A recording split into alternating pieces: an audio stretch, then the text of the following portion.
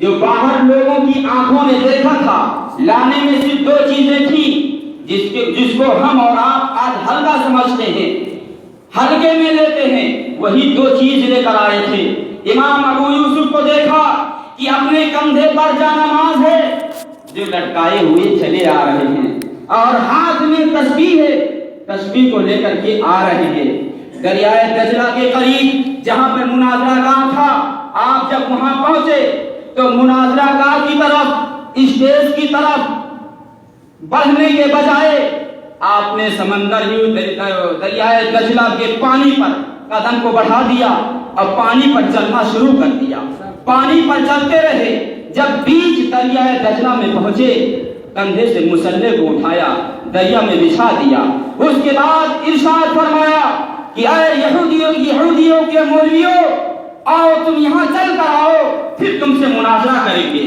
یہودیوں نے پکار کر کہا تھا، ان مولویوں نے پکارا تھا جو دلیل دینے کے لیے موٹی موٹی کتابیں لائے تھے، کہا تھا او امام ابو یوسف مناظرہ ہو گیا، اب ہم مناظرہ نہیں کر سکتے۔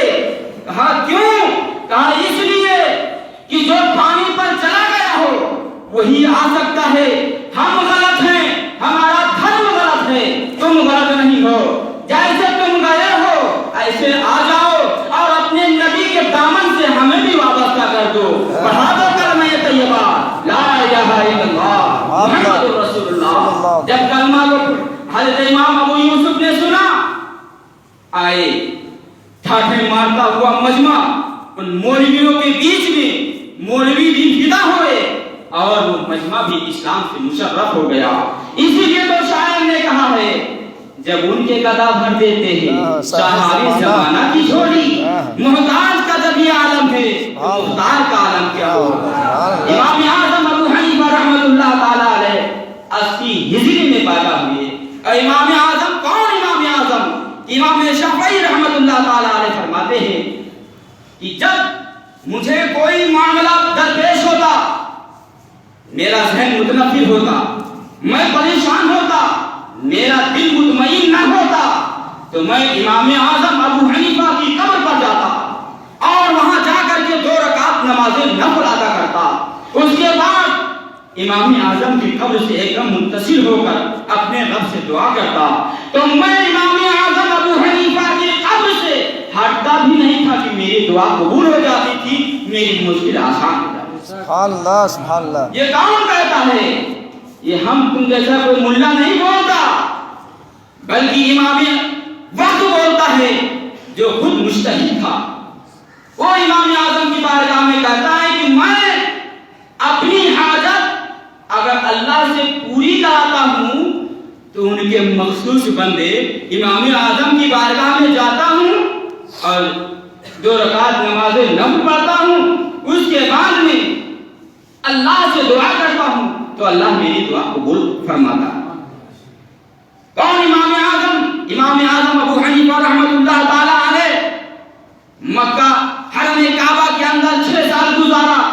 آج تم 15 دن 20 دن ہم اور آپ ترستے ہیں کہ اس کے اندر رہیں، مگر امام اعظم ابو حنیفہ 6 سال گزارتے ہیں۔ حضرت ابو متی فرماتے ہیں کہ 6 سال کے زمانے میں جب حرم کعبہ کے اندر داخل ہوا تو میں نے اپنی آنکھوں سے دیکھا کہ امام اعظم ابو حنیفہ رحمۃ اللہ تعالی علیہ کوئی دوسرا ذکر نہیں فرماتے ہیں بلکہ خانہ کعبہ کا چکر لگا رہے ہیں، طواف میں مشغول ہیں۔ 6 سال میں میں دن میں گیا، رات میں گیا، کسی وقت گیا، جب گیا تب میں نے دیکھا امام اعظم تو خانہ کعبہ کا طواف کر رہے ہیں۔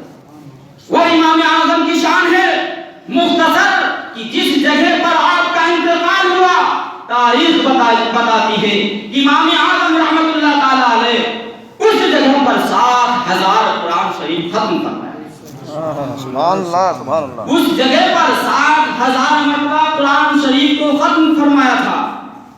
اور آپ کے ایک شاگرد عبداللہ ابن مبارک فرماتے ہیں کہ جب خانہ کعبہ میں تھے تو جو دربان تھے ان کو بہت انعام دیا تھا، بہت قیمتی چیز دی تھی، صرف اس بنیاد پر کہ اے درباروں مجھ کو صرف اندر جا کر کے 2 رکعت نماز پڑھ لینے دو.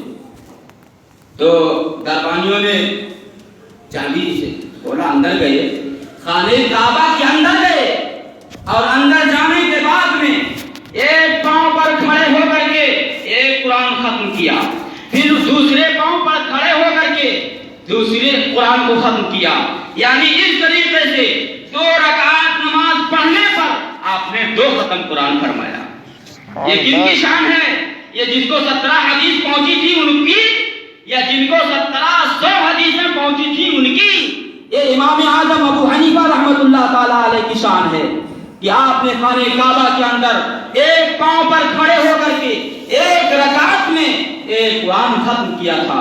ہمارے تمہاری طرح تھوڑی کہ نماز پڑھتے ہیں, نماز پڑھنے کے بعد میں کیا ہوتا ہے ایسے کہ دعا بھی نہیں, آدھی سب خالی ہو جاتی ہے. ارے عبادت تو افضل ہے, یہ تم خدا کی عبادت کرتے ہو, مگر دعا اس کی مرض ہے. یہ باڈی, یہ جسم, یہ سارے اعضاء آپ کے سلامت ہوں, مگر بھیجا اگر سلامت نہ ہو, دماغ سلامت نہ ہو, تو یہ تمہارے ہاتھ, یہ تمہاری باڈی کسی کام کی نہیں ہوگی. مذاق سمجھ رکھا ہے دعاؤں. نماز میں تھوڑی سی اگر لمبی قرات ہو جائے تو بھی بوجھ معلوم ہوتا, صرف تمہیں کو نہیں مجھ کو بھی ہوتا ہے, ہم جیسے لوگوں کو بھی ہوتا ہے. کیوں؟ اپنے اسلاف کے طریقوں کو چھوڑا ہے تو ہوتا ہے. اور اگر اپنے دل کے اندر رسول کی محبت پیدا کر لی ایسی جیسے امام اعظم نے کی تھی, تو تم بھی ویسے ہی کرو گے, ہم بھی ویسا کریں. وقت کافی ہو گیا ہے, میں چاہتا ہوں کہ اپنی گفتگو یہیں پہ ختم کروں, پھر انشاءاللہ زندگی نے وفا کیا پھر کبھی بولیں گے. وآخر دعوانا ان الحمدللہ رب العالمین. السلام علیکم. کھڑے ہو